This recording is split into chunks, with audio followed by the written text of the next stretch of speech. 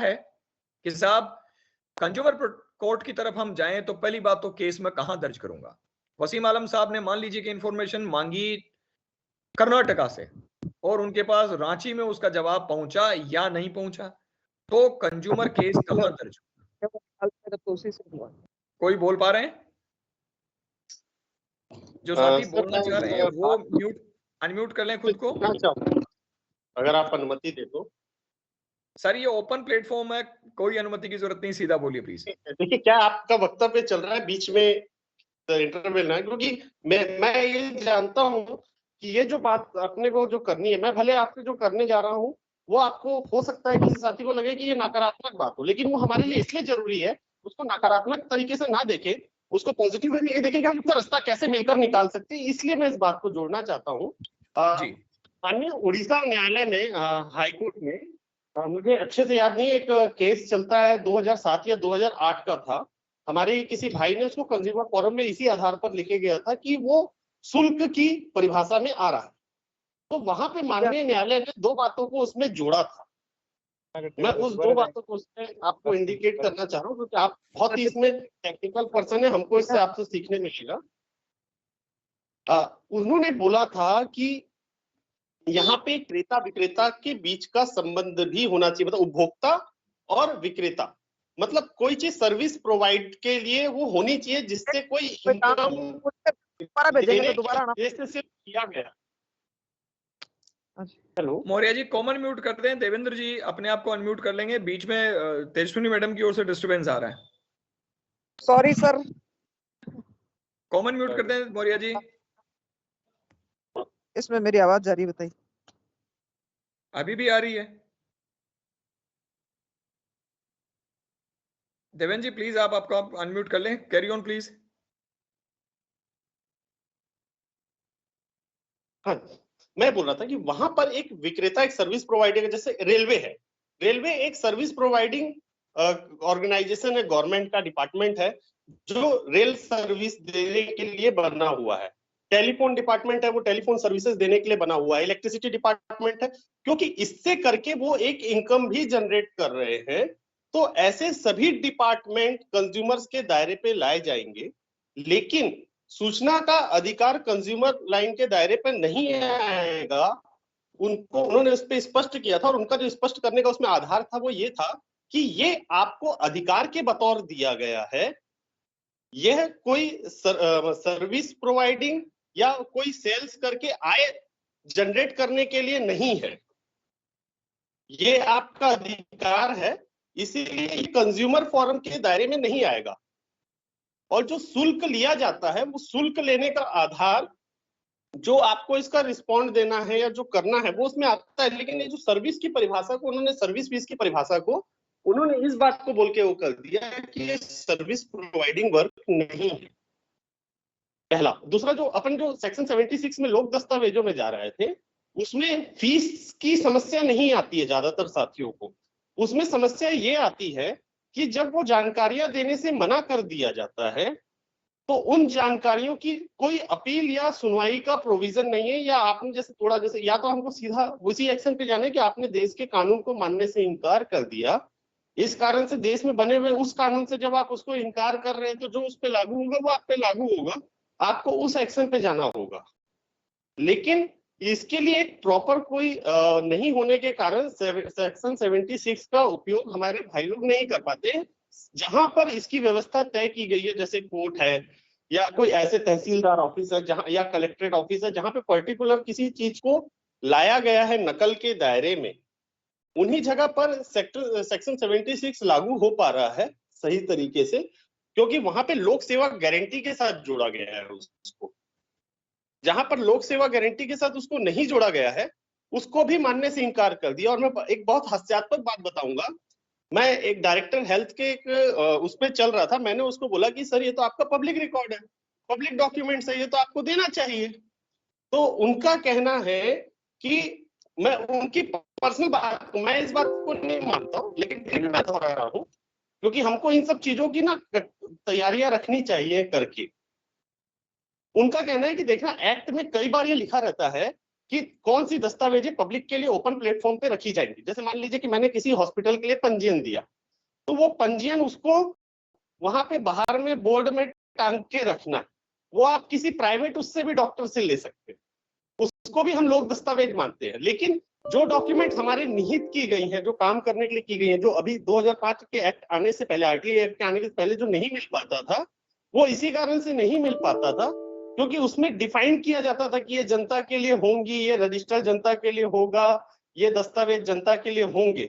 वही सिर्फ पब्लिक के लिए खुले उसमें होते थे, और जो नहीं लिखे होते थे वो लोग, जैसे लोक सेवक है वैसी लोक दस्तावेज है, वो लोक सेवक के साथ ही लोक दस्तावेज रह जाते थे। इसको मैं उनके कहे हुए शब्दों को मैं आपको दोहरा रहा हूं, क्योंकि वो लोग हम ज्यादा एडवांस से आगे हैं और हमको उनके बराबर या उनसे आगे बढ़ना पड़ेगा, तभी हम आरटीआई के लिए कुछ कर पाए। धन्यवाद सर।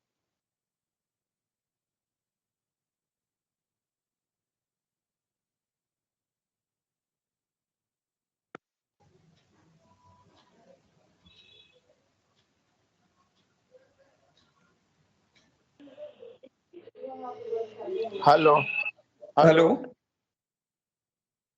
माफ कीजिएगा, मैं बीच में मेरा अनम्यूट हो गया था किसी वजह से। अच्छा ठीक है सर।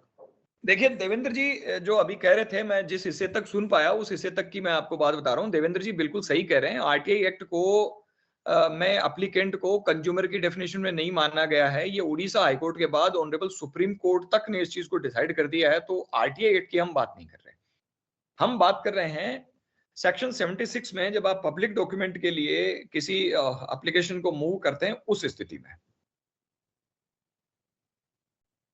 कोई बोल रहे थे साथी?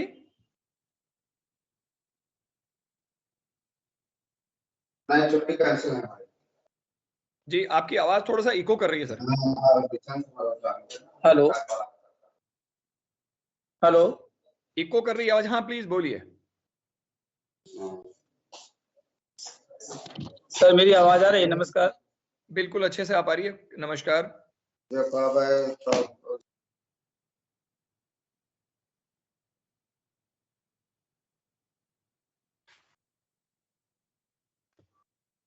सर मेरी आवाज आ रही है? सब सुन पा रहे हैं तेजस्विनी मैडम, सुन पा रहे हैं हम। मैं यूँ कह रही थी कि मैंने नगर परिषद में एक आरटीआई लगाई थी, जिसके 45 दिन होने के बाद में भी, अपील करने के बाद में भी मेरे पास कोई रिप्लाई नहीं आया। बीच में मैं भी कट गई थी क्योंकि मैं भी हॉस्पिटल में हूँ। जी, तो अब 45 दिन तो हो चुके, अब मुझे क्या करना चाहिए? 45 दिन में डिसीजन करेगा, आपको कम से कम 1 वीक और रुक जाना चाहिए बस। अच्छा, क्योंकि एक्ट ये कहता है 45 डेज में डिसाइड करेगा, तो आपको उसके रिस्पॉन्स को पहुंचने के लिए उतना युक्तियुक्त समय देना चाहिए कि आपको जवाब मिल जाए। तो अभी आपको कुछ नहीं करना चाहिए। 7 दिन के बाद फिर आपके पास 2 ऑप्शन है। आप सेकंड अपील में भी जा सकती हैं और क्रिमिनल प्रोसीजर की तरफ जाना चाहें तो वो भी जा सकते हैं। क्रिमिनल प्रोसीजर के लिए क्या करना पड़ेगा? क्रिमिनल प्रोसीजर के लिए आप या तो एफआईआर दर्ज करें या कोर्ट तक आए। देखिए देवेंद्र जी, हम कुछ जजमेंट्स की बात कर रहे हैं। अभी बड़ा अच्छा उन्होंने क्वेश्चन उठाया और बहुत जरूरी भी उन्होंने उठाया है, तो इस बारे में अपन बात करें।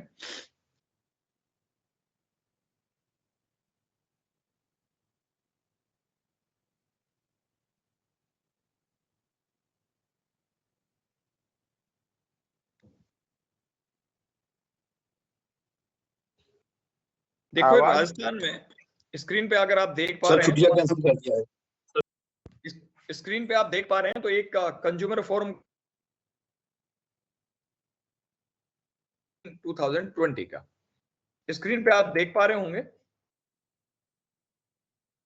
ये कंज्यूमर कैसे 239 नंबर 2020 का कॉपी हम ग्रुप में उसको पोस्ट कर देंगे। देखिए इसको आप जब पढ़ेंगे, आपको 2019 वाला जो एक्ट है उसमें ही डिसाइड किया हुआ है।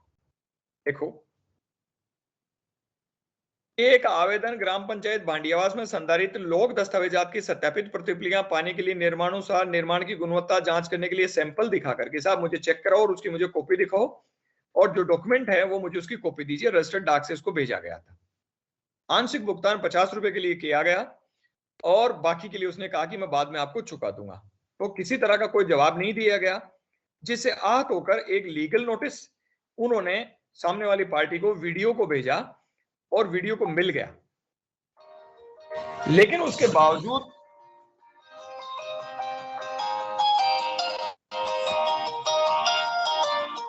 उन्होंने किसी तरह की कोई कॉपी सामने वाली पार्टी को अवेलेबल नहीं कराई और इसलिए उन्होंने ये मांगा कि साहब मुझे 50,000 रुपए तो मानसिक संताप के लिए दीजिए और 11,000 रुपया जो है वो मुझे परिवार के खर्च के तौर पे दीजिए।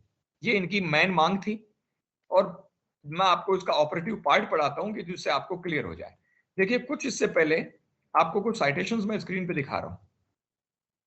आदमी ने, परिवादी ने अपने मामले में नमित शर्मा बनाम union of India writ petition number 210/2012 जो 13 सितंबर 2012 को डिसाइड हुई सुप्रीम कोर्ट द्वारा, सुभाष भंड बनाम स्टेट ऑफ महाराष्ट्र जो कि सुप्रीम कोर्ट ने डिसाइड किया 2008 में 2009 में 18 अगस्त को, बॉम्बे हाईकोर्ट का एक जजमेंट है श्री प्रभाकर वेंकोबा आडोने बनाम सुपरिटेंडेंट सिविल कोर्ट सेक्शन 2008 में ये प्रस्तुत किया कि साहब ये जजमेंट ये कहते हैं कि जन दस्तावेज की प्रमाणित प्रतिलिपियों के लिए मैं जब शुल्क अदा कर दूं तो मेरे और सामने वाली पार्टी के बीच में कंज्यूमर और सर्विस प्रोवाइडर की डेफिनेशन पैदा होती है। यानी सामने वाली पार्टी अगर सर्विस प्रोवाइडर हो, यानी जो सेवा के अधिकार पैदा हो जाते हैं और सर्विस प्रोवाइडर की डेफिनेशन में नहीं भी आती है, लेकिन वो नकल आवेदन दे सकती हैं, तो नकल देना किसी भी आम नागरिक की सेवा कहलाती है। लिहाजा आपको हक है कि आप इसे फाइल करें। फिर ये पत्रावली पढ़ी गई, सारी चीजें डिसाइड की गई। मैं बाकी के जो जजमेंट इन्होंने कोर्ट किया वो भी आपको दिखाऊंगा। देखिए, Shri Prabhakar Venkoba Adone superintendent civil court में राष्ट्रीय आयोग ने डिसाइड किया हुआ है कि शुल्क लिया जाकर प्रमाणित प्रतिलिपियां दिया जाना एक संप्रभु कार्य नहीं है, जबकि एडमिनिस्ट्रेटिव काम है। यानी मान लिया कि अपने आप में यह अलग से कोई गारंटी की तरह नहीं दिया गया है, लेकिन एक एडमिनिस्ट्रेटिव काम है और एडमिनिस्ट्रेटिव वर्क जो होता है वो सर्विस प्रोवाइड की तरह ही डील किया जाएगा। स्वायत्त शासी संस्था होने के नाते राज्य की परिभाषा में आते हैं और दस्तावेज के जब पैसे ले लेते हैं तो ये संप्रभु कार्य न होकर एडमिनिस्ट्रेटिव काम होता है और लिहाजा एडमिनिस्ट्रेटिव वर्क जहां स्टेब्लिश कर दिया गया है कि पैसा लेकर आपको देना पड़ेगा, तो वहां आपका उपभोक्ता होना अपने आप में प्रमाणित है कि आपको जन दस्तावेजात की कॉपी इनको देनी पड़ेगी। और ये रहा इसका आदेश कि क्या हुआ था। मांगा अलग बात थी, परिवार स्वीकार किया गया और फिर 5,000 रुपए तो मानसिक और आर्थिक क्षतिपूर्ति के लिए और 5,000 रुपए परिवार के खर्च के लिए ऑर्डर दिया गया और 9% अदायगी ब्याज के ऑर्डर किए गए हैं। ये स्क्रीन पे आप देख सकते हैं और इसमें जिन न्यायिक दृष्टांतों का उल्लेख किया गया है उनमें से अगर आप स्क्रीनशॉट लेना चाहें तो नमित शर्मा ये रहा, ऊपर सारी वो डिटेल्स हैं जिनसे आपको ये पता चल ऑफ इंडिया केस है, डिवीजन बेंच का डिसीजन है सुप्रीम कोर्ट का जो 13 सितंबर 2012 को ऑनरेबल सुप्रीम कोर्ट ने डिसाइड किया था। इसमें पैसा चुकाकर जन दस्तावेज की कॉपी लेना को सर्विस के तहत समझा गया है। ये national consumer dispute redressal commission है, उसका जजमेंट है प्रभाकर वेंकोबा आडोने बनाम सुपरिटेंडेंट सिविल कोर्ट और आज दिनांक तक ये 2002 में जब डिसाइड हुआ उसके बाद तक आज तक ये जिसको कह सकते हैं कि ऑब्सलीट कैटेगरी में नहीं गया है और राइट नहीं हुआ है, इसलिए आज भी आपको इसको मानना पड़ेगा। और फॉरमोस्ट इंपॉर्टेंट, बॉम्बे हाईकोर्ट का डिवीजन बेंच का एक और जजमेंट है सुभाष भंड बनाम स्टेट ऑफ महाराष्ट्र। ये तीनों जजमेंट आपके कंज्यूमर प्रोटेक्शन एक्ट में लगाए गए किसी भी परिवाद में माइलस्टोन की तरह आपको कंज्यूमर एस्टैब्लिश करेंगे और सर्विस प्रोवाइड करने के लिए अगले को सर्विस प्रोवाइडर की तरह एस्टैब्लिश करेंगे। तो आपके सेक्शन 76 में दिए गए नकल आवेदन के तहत आपको कंज्यूमर और अगले को सर्विस प्रोवाइडर प्रूव करेंगे तो आपको कंज्यूमर प्रोटेक्शन एक्ट में लेकर उसे डील करना ही होगा। और हाल ही में जुगल जी ने फाइल किया है, मैं अजमेर हूँ, कल मैं पहुंचता हूँ, पॉसिबली कल जहां तक हो सके 16-17 केसेस मेरे भी हैं तो मैं भी जयपुर सीकर पहुंच के वहां फाइल करता हूं, तो जल्दी आपको उसके रिजल्ट्स मिलना शुरू हो जाएंगे।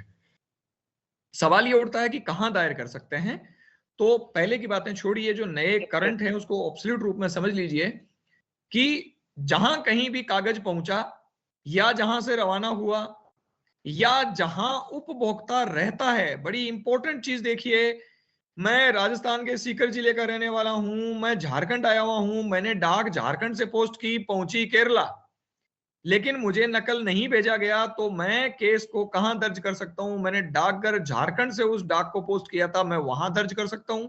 या मेरा सीकर राजस्थान में जो केस है, डाक मैंने झारखंड से पोस्ट की, पहुंची केरला, लेकिन चूंकि मैं रहता हूं सीकर, तो मैं अपने लोकल जुरिस्डिक्शन में उसे फाइल कर सकता हूं। ऐसा नया कंज्यूमर प्रोटेक्शन एक्ट कहता है।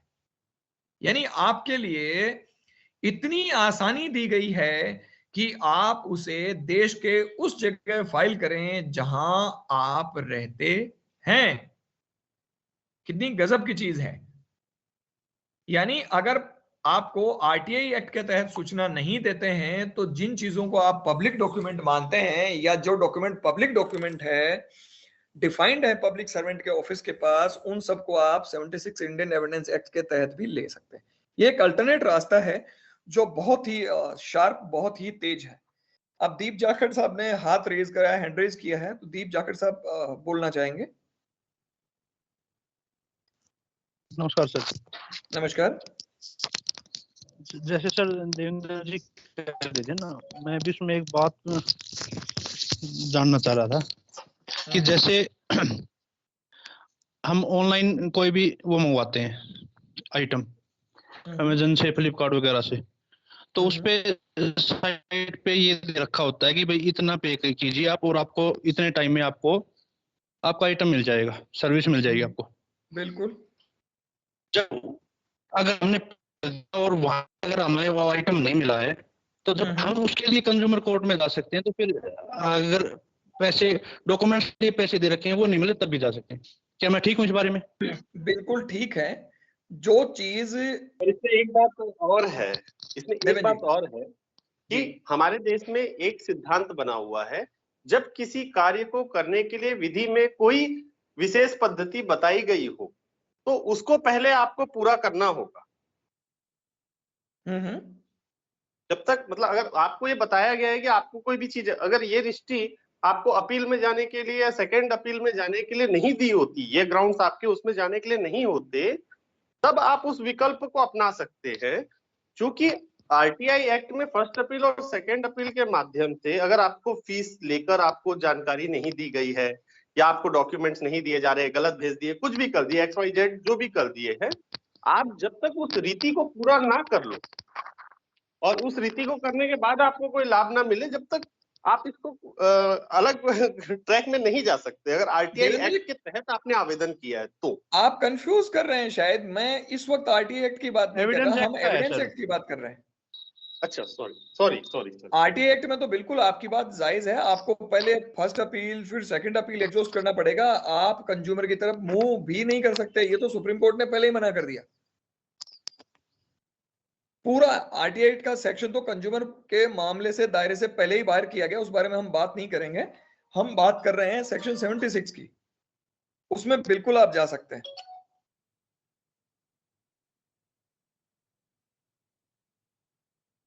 Thank you sir.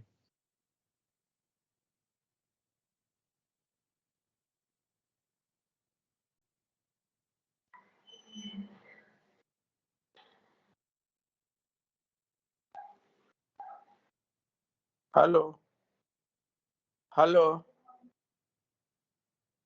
Hello hello hello मेरी हाँ बोलिए आवाज? सर, बोलिए सर, बोलिए। हाँ, मेरा नाम हरिहर सिन्हा है सर, मैं बिहार से बोल रहा हूँ सर। एक आए दिन सवाल ऐसा आता है कि एम्प्लॉयर और एम्प्लॉय के बीच में किस प्रकार का रिलेशन है, क्या यदि अगर सैलरी पूरी नहीं मिली या कुछ नहीं मिला तो क्या इसके अगेंस्ट में सूचना मांगने के लिए आरटीआई में तो जा ही सकते हैं, पर अगर इम्प्लीमेंट नहीं हो रहा है तो उसका क्या सर कंज्यूमर और सर्विस प्रोवाइडर के रूप में रिलेशन बन सकता है, या कोई ऐसा जजमेंट है कहीं एम्प्लॉई और एम्प्लॉयर के बीच का?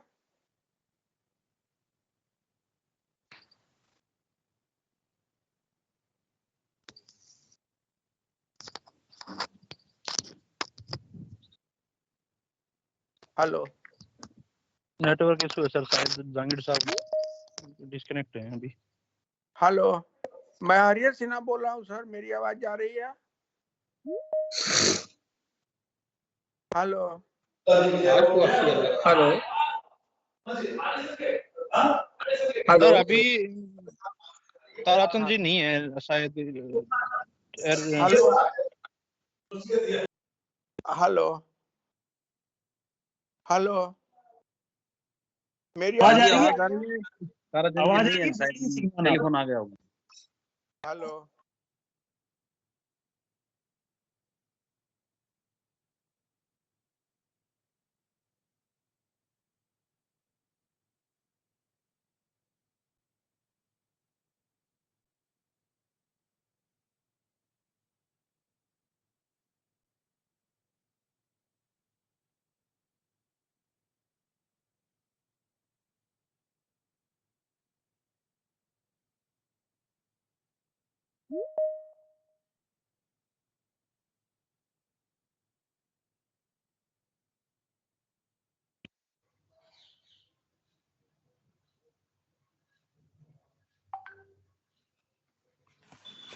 अभी कोई साथी पूछ रहे थे बिहार से कि क्या एक एम्प्लॉय और एम्प्लॉयर के बीच में सर्विस प्रोवाइडर के रिलेशन मेंटेन हो सकते हैं या कंज्यूमर फोरम में जा सकते हैं?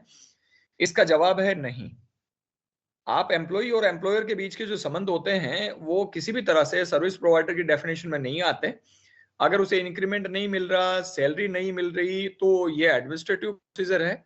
और एडमिनिस्ट्रेशन में किसी भी तरह की आपको कोई दिक्कत आती है तो उसके लिए मेरी जहां तक जानकारी है हर एक स्टेट में एडमिनिस्ट्रेटिव ट्रिब्यूनल बने हुए हैं। राजस्थान में हम उसे रेट बोलते हैं, सेंट्रल गवर्नमेंट एम्प्लॉइज के लिए उसे कैट बोलते हैं, और शायद बिहार में जहां आप हैं वहां उसको बैट बोलते होंगे। बिहार एडमिनिस्ट्रेटिव ट्रिब्यूनल होगा या बिहार स्टेट एडमिनिस्ट्रेटिव ट्रिब्यूनल होगा।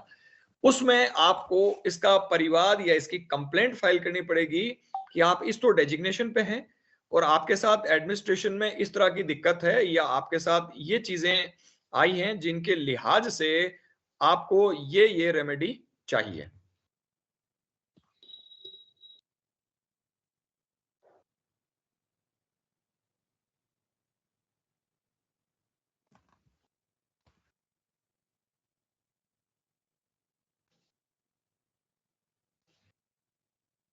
जी आप सब लोगों के बीच में मैं फिर से हाजिर हूँ।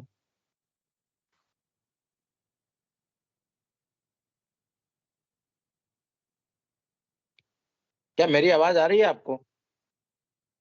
जी पारिक जी, आ रही है, बिल्कुल। जी जी, अच्छी तरह साफ आ रही है सब। जैसा कि एक्चुअली आज ताराचंद जी जहाँ पे हैं वहाँ पे नेटवर्क कनेक्टिविटी में प्रॉब्लम आ रही है, तो बार बार वो कट हो रहे हैं, बार बार इंटर हो रहे हैं। तो हमें एक्चुअली जिस तरीके की जानकारियां ताराचंद जी दे रहे हैं वैसे ही हमें 8-10 लोग और जानकारी वाले चाहिए हमें। तो हम कंटिन्यू ऐसी जानकारियां एक के बाद एक उपलब्ध करवाते रहें।